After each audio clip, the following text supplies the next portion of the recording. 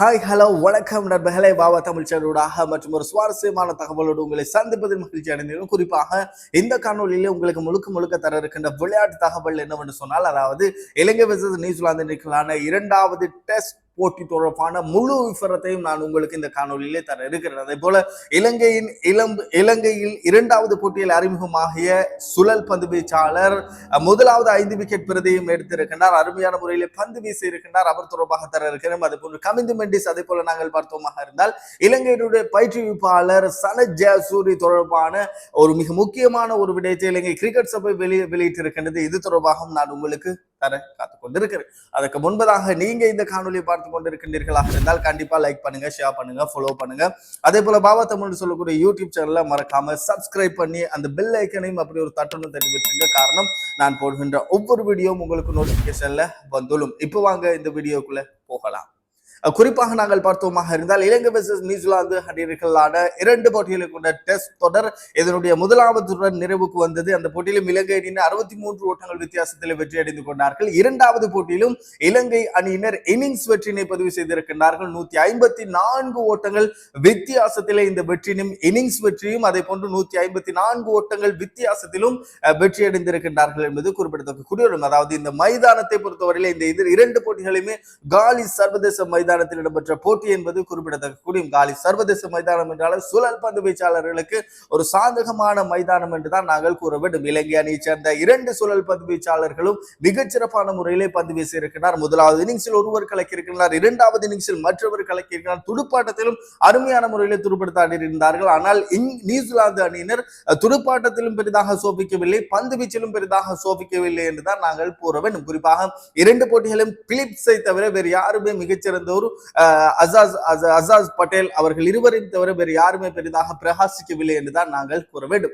அந்த துடுப்பாட்ட வரிசையில் நாங்கள் பார்க்கும் பொழுது துடுப்பாட்டத்தை நாங்கள் பொறுத்தவரையிலே நியூசிலாந்து அணி சார்பாக நாங்கள் பார்த்தோமாக இருந்தால் நியூசிலாந்து அணி சார்பாக மிகச்சிறப்பான முறையிலே துடுப்படுத்த அடைந்தார் ரச்சின் ரவீந்திரா மாத்திரமே, வேறு யாருமே பெரிதாக பிரகாசிக்கவில்லை. குறிப்பாக இரண்டாவது போட்டியினுடைய இரண்டாவது இன்னிங்ஸில் ஒரு சிலர் துடுப்படுத்த அடைந்தார்கள், மற்றவர்கள் யாருமே பெரிதாக துடுப்படுத்த ஆடவில்லை என்றுதான் நாங்கள் பார்க்கக்கூடியதாக இருக்கிறது. அந்த வகையிலே இந்த இரண்டாவது டெஸ்ட் போட்டியினுடைய சுருக்கத்தை நாங்கள் பார்த்தோமாக இருந்தால் முதலில் துடுப்படுத்த இலங்கை அணியினர் 602 ஓட்டங்களை பெற்றுக் கொண்டார்கள். 5 விக்கெட்டுகளை மாத்திரமே இழந்து 163.4 பந்து வீச்சு பிரதியில்லை என்றுதான் நாங்கள் கூற வேண்டும். அதே போல நாங்கள் பார்த்தோமாக இருந்தால் இதிலே இலங்கை அணியினர் முழுமையாக துடுப்படுத்த ஆடவில்லை. அந்த 602 ஓட்டத்தோடு டிக்ளேர் பண்ணி துடுப்படுத்த ஆடுமாறு நியூசிலாந்திற்கு குறிப்பிட்டிருந்தார்கள். இலங்கை அணி சார்பாக நாங்கள் பார்த்தோமாக இருந்தால் அதிலே மிகச்சிறப்பான முறையிலே கமிந்து மெண்டிஸ் அதே போன்று குசல் மெண்டிஸ் ஆகியோர் சிறப்பான முறையிலே துடுப்படுத்த ஆடியிருந்தார்கள். கமிந்து மெண்டிஸ் 182 ஓட்டங்களை பெற்றுக் கொடுத்திருந்தார். அதே போன்று இதுதான் அவருடைய ஹையர் ஸ்கோராக இருந்தது. அதே போன்று 1000 ஓட்டங்களை கடந்து விட்டார். அதே போன்று பல சாதனைகளை நிகழ்த்தி இருக்கின்றார். அதே போல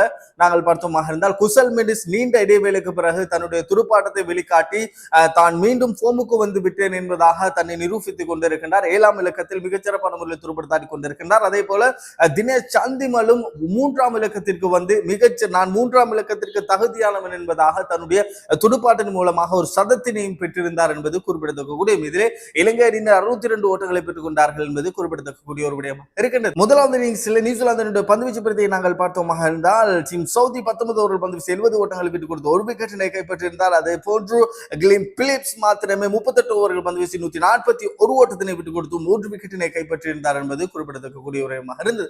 பதிலுக்கு துடுப்படுத்தாடிய நியூசிலாந்து அணியினர் மொத்தமாக 88 ஓட்டங்களுக்குள் சகல விக்கெட்டுகளையும் இழந்து கொண்டார்கள். 39.5 பந்து வீச்சு பிரதியில் என்பது குறிப்பிடத்தக்கக்கூடிய ஒரு விடயம். இதிலே நாங்கள் பார்த்தோமாக இருந்தால் நியூசிலாந்து அணி சார்பாக மிக பெருமதியான ஓட்டத்தை பெரிய ஓட்டத்தினை பெற்றுக் கொண்டவர் மிச்சல் சென்டரை தவிர வேறு யாருமே பெரிதாக ஓட்டங்களை பெற்றுக் கொள்ளவில்லை. சென்டர் 29 ஓட்டங்களை பெற்றுக் கொடுத்திருந்தார். அதற்கு மேலதிகமாக 13 ஓட்டங்களை பெற்றுக் கொடுத்திருந்தார். மிச்சல் பெற்றுக் கொடுத்திருந்தார். அதே போன்று ரச்சின் ரவீந்திரா 10 ஓட்டங்களை பெற்றுக் கொடுத்திருந்தார். மற்றவர்கள் யாருமே பெரிதாக பிரகாசிக்கவில்லை. 88 ஓட்டங்களுக்குள் சகல விக்கெட்டுகளையும் இழந்து கொண்டார். இதிலே இலங்கை அணி சார்பாக மிகச்சிறப்பான முறையிலே முதலாவது இன்னிங்ஸில் பந்து வீசியிருந்தார் பிரபாத் ஜெயசூரிய என்று தான் நாங்கள் கூற வேண்டும். பிரபாத் ஜெயசூரிய 6 விக்கெட் பிரதியும் எடுத்திருந்தார் என்பது குறிப்பிடத்தக்கக்கூடிய ஒரு விடயமாக இருக்கிறது. அதே போல நாங்கள் பார்த்தோமாக இருந்தால் மீண்டும் இரண்டாவது இன்னிங்ஸில் துடுப்படுத்த ஆடுமாறு நியூசிலாந்து இலங்கை அணியினர் பணித்தது கிழங்க. இரண்டாவது இன்னிங்ஸில் துடுப்படுத்த ஆடிய நியூசிலாந்து அணியினர் மொத்தமாக சகல விக்கெட்டுகளும் இழந்து கொண்டார்கள். 360 ஓட்டங்களை மாத்திரமே பெற்று 81.4 பந்து வீச்சு பிரதியில் என்றுதான் நாங்கள் கூற வேண்டும்.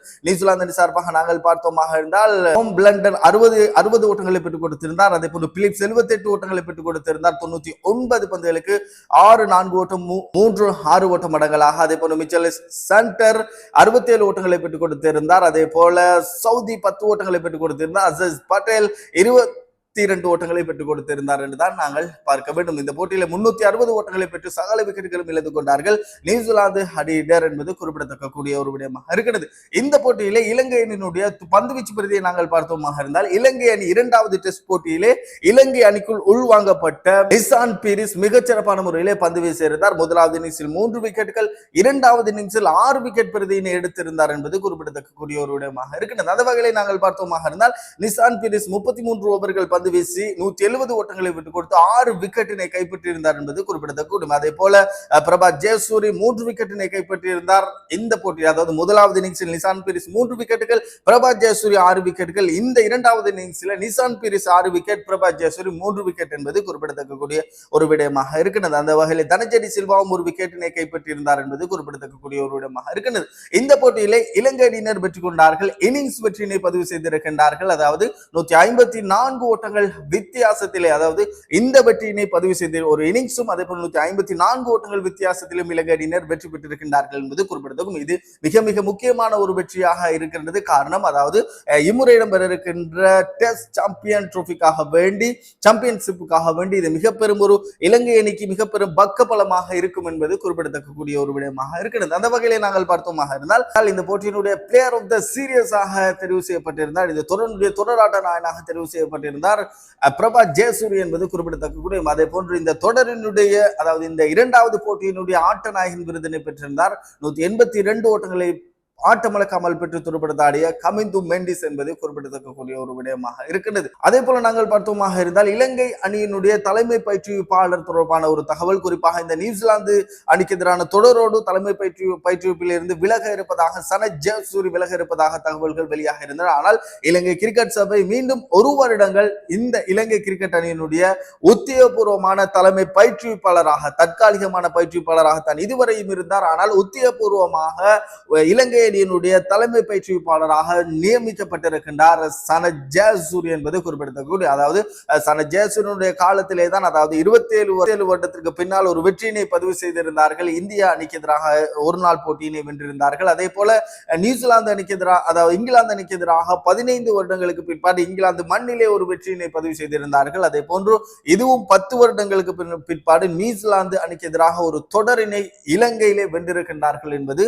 2-0 என்ற கணக்கில் வென்றிருக்கின்றார்கள் என்பது குறிப்பிடத்தக்க. எனவே இவைகள் அத்தனையுமே இலங்கை அணியின் தற்போதைய பயிற்றுவிப்பாளர், அதே போன்று தற்காலிகமான பயிற்றுவிப்பாளராக இருந்த சனத் ஜெயசூரியனுடைய பயிற்றுவிப்பிலே தான் இந்த வெற்றிகள் அத்தனையும் பெற்றுக் கொண்டார்கள். எனவே இலங்கை கிரிக்கெட் சபை உத்தியோகபூர்வமாக அறிவித்திருக்கின்றது இலங்கை அணிக்கு 1 வருட கால ஒப்பந்தத்தில் கைச்சாத்திடப்பட்டிருக்கின்றார் சனத் ஜெயசூரி. 1 வருட காலத்திற்கு இலங்கை அணியினுடைய பயிற்றுவிப்பாளராக கடமை பொறுப்பேற்க இருக்கின்றார் என்பதும் குறிப்பிடத்தக்க ஒரு விடயமாக இருக்கின்றது. இதை போன்று மற்றொரு சுவாரஸ்யமான விளையாட்டு தொகுப்போடு உங்கள் அத்தனை பேர்களையும் சந்திக்கின்றேன். அது வரைக்கும் உங்களுக்கு விடைபெற்று செல்லும் நான் ஆர்ஜி ஆசிர். வணக்கம் நேர்களே.